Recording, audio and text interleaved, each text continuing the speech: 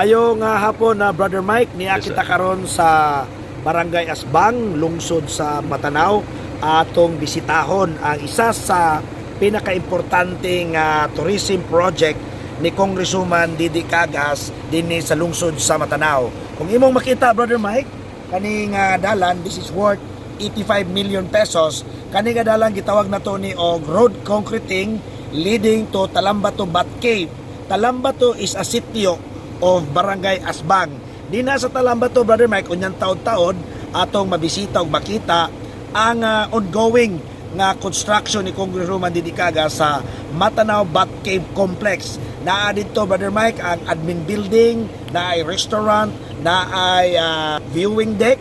Unya atong gipanindot ang atuang mga dalan pasulod sa mga known nga caves na gialaw na sa Department of Environment and Natural Resources o sa lungsod sa Matanao nga pwede nang bisitahon o sudlon sa atong mga turista. Kani nga lugar, Brother Mike, na dumduman ni Congresswoman Didi Cagas, kani atong board member pa siya. Gani amo ning gibaklay ang lugar, kauban na mo ang mga taga-Tiesa, mga mo na gito implementing arm sa Department of Tourism nga taga Manila. Na maklay mi dinhi, Brother Mike, wala pa rin dalana, Brother Mike, kakugnan pa rin ring dapita. Kauban ako ato si Sir Rolly Impas, taga tourism sa Manila, ato ning gibaklay kay ato ang itanaw kung naa maging potensyal ang maong lugar para mahimong isa sa mga tourist site din sa lungsod sa Matanao o sa probinsya sa Davao do Sur.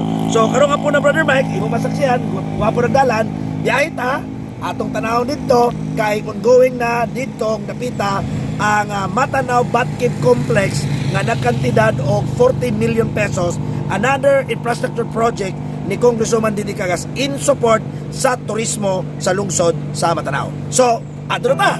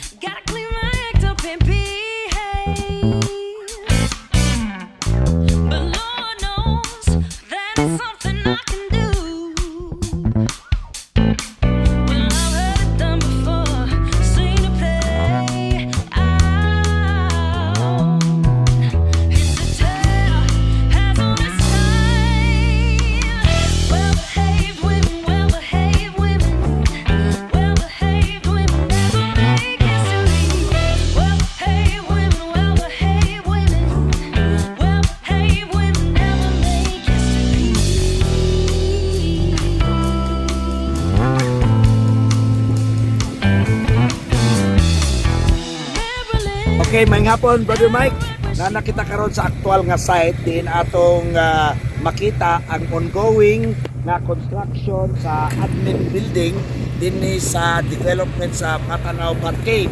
Kaning infrastruktura, Brother Mike, mo ni atong ingon nato nga admin building nga cafeteria or restaurant, and then at the back of that we have the viewing deck.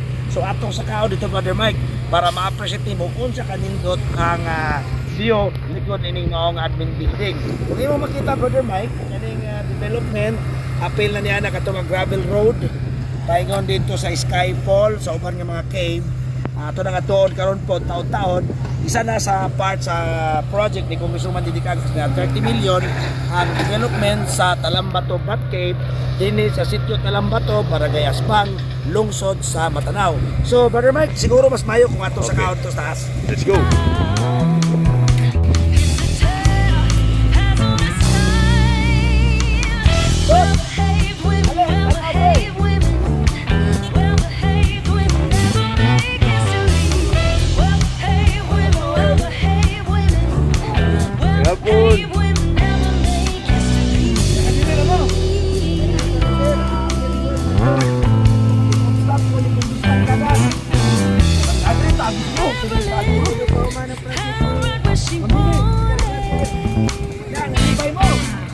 Hypnotizing.